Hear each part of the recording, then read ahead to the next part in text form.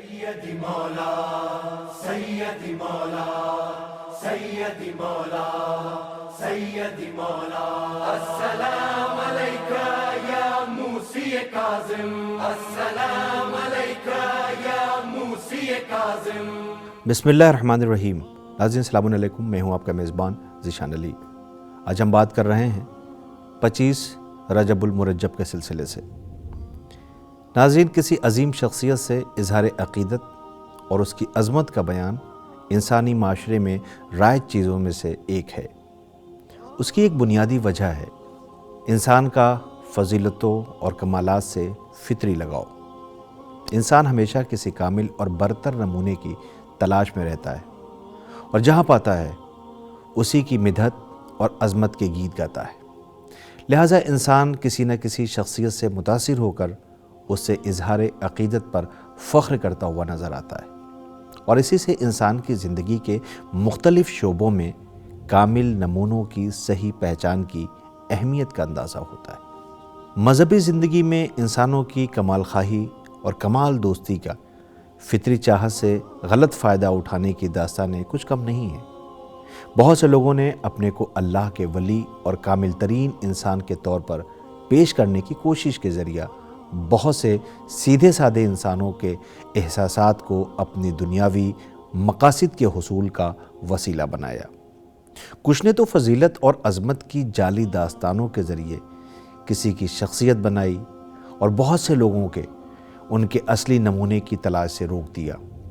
بعض نے تو اپنے مقاصد کے حصول کے لیے اصلی اور کامل نمونوں سے لوگوں کو دور رکھنے کو ہی اپنا مشن بنایا، یہاں تک کہ انہیں زندان میں ڈالنے اور ان کے قتل سے بھی پیچھے نہیں رہے، اور یوں ان سب نے مل کر انسانی قافلے کو ان کے اصلی قافلہ سالاروں سے محروم کر دیا، جس کی وجہ سے کائنات آج بھی خدا کے اصلی رہنما کی تلاش میں ہے۔ ناظرین، امام موسیٰ کاظم علیہ السلام اپنے آباء و اجداد کی طرح امام معصوم، عالم زمانہ، افضل کائنات تھے۔ امام موسیٰ کاظم علیہ السلام صرف علمی لحاظ سے ہی نہیں بلکہ اخلاقی فضائل کے صفات بھی ہر خاص و عام کی زبان پر تھے۔ آپ کو کاظم اس لیے کہا جاتا ہے کہ آپ بہت زیادہ بردبار، صبر و تحمل کے مالک تھے۔ آپ کے دور میں کوئی بھی شخص علم و بخشش اور معرفت الہی کے میدان میں آپ کی برابری نہیں کر سکتا تھا۔ ناظرین، منصور کی خلافت کا سیاہ دور، جو کہ اپنی بدبختی کے زیر سایہ تمام اسلامی ممالک پر گرہ گزر رہا تھا، اس کے مرنے کے بعد ختم ہوا، اور لوگوں نے 22 سال تک تکلیفیں برداشت کرنے کے بعد ابھی سکون کی سانس لی۔ اس کے مرنے کے بعد اس کا بیٹا محمد، جو مہدی کے نام سے مشہور تھا، حاکم بنا۔ شروع میں مہدی کی حکومت عام لوگوں کے استقبال سے روبرو ہوئی، کیونکہ ابتدا میں اس نے لوگوں کو سبز باغ دکھائے اور عام معافی کا حکم دے کر تمام سیاسی قیدیوں، جن میں بنی ہاشم کے لوگ بھی تھے، آزاد کر دیا، اور لوگوں کے قتل کرنے، ظلم کرنے کا خاتمہ کر دیا۔ لوگوں کے تمام مال جو اس کے باپ نے ضبط کر رکھے تھے، ان کے مالک کو واپس کر دیا، اور بیت المال میں جمع خزانے کو لوگوں کے درمیان بانٹ دیا۔ یہی حالات رہتے تو اپنے ساتھ روشن نتیجے لے کر آتے، لیکن افسوس، کچھ ہی دنوں کے بعد حاکم نے اپنے اصلی چہرے کو آشکار کرنا شروع کر دیا، اور گزشتہ حاکموں کے اسلام مخالف پروگرام شروع ہو گئے۔ اس نے عیش و عشرت کی محفل برپا کی، اور ان شرابیوں کو جنہیں آغاز خلافت میں دربار میں آنے کی اجازت نہ تھی، انہیں بہت زیادہ توجہ دینے لگا۔ اس کے ہمدرد افراد نے اس کام کے نتیجوں کے بارے میں جتنا ہو سکا اسے سمجھایا، لیکن اس نے ان کی باتوں پر توجہ نہ دی، اور کہا وہ لمحہ بہترین ہے جو بزم میں گزرے۔ حاکم، جو عیش و عشرت میں مشغول تھا، لوگوں کے حال سے لاپرواہ ہو گیا، اور نتیجے میں فساد اور رشوت خوری کو رواج مل گیا، اور ٹیکس وصول کرنے والوں نے لوگوں پر زمانے کو تنگ کر دیا۔ مہدی اپنے طریقے رفتار کے لحاظ سے اپنے باپ منصور سے مختلف سبب سے الگ پہچان رکھتا تھا۔ ایک وجہ سے دونوں کا طریقہ کار ایک تھا۔ باپ کی طرح بیٹا بھی بنی ہاشم کے ساتھ شدید مخالفت رکھتا تھا، جس کا ایک واقعہ امام موسیٰ کاظم علیہ السلام کے درمیان مدینے میں ہوا۔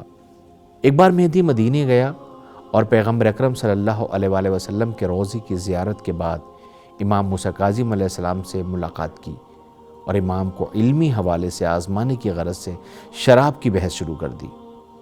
پھر اس کے اور امام علیہ السلام کے درمیان سوال و جواب کا سلسلہ شروع ہوا۔ مہدی نے کہا، کیا قرآن میں شراب کو حرام قرار دیا گیا ہے؟ پھر کہا، اکثر لوگ یہ جانتے ہیں کہ قرآن میں شراب پینے سے منع کیا گیا ہے، لیکن وہ نہیں جانتے کہ منع کرنے کا مطلب حرام ہونا ہے۔ امام علیہ السلام نے فرمایا، قرآن میں یقیناً شراب کو حرام قرار دیا گیا ہے۔ مہدی نے کہا، کس مقام پر؟ امام علیہ السلام نے فرمایا، پروردگار عالم سورہ بقرہ آیت نمبر 219 میں فرماتا ہے، یا آپ سے شراب اور جوئے کے بارے میں سوال کرتے ہیں تو کہہ دیجئے کہ ان دونوں میں بہت بڑا گناہ ہے۔ امام علیہ السلام کی دلیل سے مہدی سخت متاثر ہوا۔ ناظرین، امام علیہ السلام کے ایک صحابی آپ کی بردباری کے متعلق کہتے ہیں کہ آپ اپنے اخلاق سے دشمن کو شرمسار کر دیا کرتے، سخاوت اور بخشش میں لوگوں کے درمیان مشہور تھے، 1000 غلام آزاد کرتے، مجبور افراد کے کاموں کا خیال رکھتے، ان کا قرض ادا کرتے۔ ایک دن آپ کا صحابی کام کی خاطر اپنے کھیتوں میں آیا اور آپ کو یوں محنت کرتے دیکھ کر غمزدہ ہوا۔ عرض کرنے لگا، آپ یہ کام دوسروں کے ذمے کیوں نہیں کر دیتے؟ امام علیہ السلام نے فرمایا، دوسروں کے ذمے کیوں کروں جب مجھ سے بہتر لوگوں نے یہ کام کیا ہے؟ اس نے کہا، وہ کون ہیں؟ امام علیہ السلام نے فرمایا، رسول خدا صلی اللہ علیہ وآلہ وسلم۔ میرے جد حضرت علی اور میرے آباء و اجداد، کام کرنا اور زحمت اٹھانا انبیاء اور اوصیاء الہی کی سنت ہے۔ اچھے لوگ ہمیشہ زحمت اٹھا کر ہی اپنی زندگی کے اخراجات پورا کرتے ہیں۔ شیخ مفید علیہ الرحمہ اپنی کتاب میں اور اپنے تحریر میں آپ کے بارے میں تحریر بھی کرتے ہیں کہ آپ اپنے زمانے کے عابد ترین افراد میں سے تھے، رات کو خدا کی عبادت میں مشغول رہتے، خدا کے سامنے طولانی سجدے ادا کرتے اور فرماتے، خدایا موت کو مجھ پر آسان فرما اور حساب کے وقت درگزر فرما۔ امام موسیٰ کاظم علیہ السلام میں برداشت اور غصے پر قابو کرنے کی صفت اتنی نمایاں تھی کہ آپ کا لقب ہی کاظم قرار دیا گیا، جس کے معنی ہے غصے کو پی جانے والا، اور سخت حالات میں بھی مسکراتے ہوئے نظر آئے۔ ناظرین، 15 ربیع الاول 170 ہجری میں مہدی کا بیٹا ہارون رشید عباسی حاکم وقت بنا۔ ابن خلدون کا کہنا ہے کہ یہ اپنے دادا منصور دوانقی کے نقش قدم پر چلتا۔ ہارون رشید بھی ہر ظالم بادشاہ کی طرح حق کے نمائندے امام موسیٰ کاظم علیہ السلام کو اپنی حکومت کے لیے خطرہ سمجھنے لگا اور آپ کو گرفتار کر کے قید خانے میں ڈال دیا۔ آخر کار 25 رجب 183 ہجری میں بروز جمعہ ظالم سخت دل نے آپ کو زہر دغا دے دیا۔ اس وقت آپ کی عمر محض 55 سال تھی۔ شہادت کے بعد آپ کو قید خانے سے ہتکڑی و بیڑی سمیت بغداد کے پل پر رکھ دیا گیا۔ تاہم ایک گروہ نے، جس کے سردار سلیمان بن جعفر ابن علی جعفر تھے، آپ کی تدفین کے فرائض انجام دیے اور غم و الم کے ساتھ جنازے کو لے کر کاظمین پہنچے، جہاں امام رضا علیہ السلام اپنے والد کی نماز جنازہ اور دفن کے لیے مدینے سے باعجاز امامت پہنچے۔ آپ نے نماز پڑھائی، دفن کیا۔ آخر میں ناظرین، ہم امام موسیٰ کاظم علیہ السلام کے شہادت کے موقع پر تعزیت پیش کرتے ہوئے آپ کے کچھ اقوال پیش کرنے کی سعادت حاصل کریں گے۔ امام علیہ السلام فرماتے ہیں، ہمیشہ سچ کہو، چاہے وہ تمہارے لیے نقصان دہی کیوں نہ ہو۔ آگے آپ فرماتے ہیں کہ ظالم کے ساتھ سختی سے پیش آؤ۔ بہترین بخشش مظلوم کی مدد کرنا ہے۔ تو ناظرین، امام علیہ السلام کے اس ارشاد کے ساتھ، اس فرمان کے ساتھ، اس پیغام کے ساتھ ہمیں اور ہماری ٹیم کو اجازت دیں۔ ہماری پھر ملاقات ہوگی، تب تک کے لیے خدا حافظ۔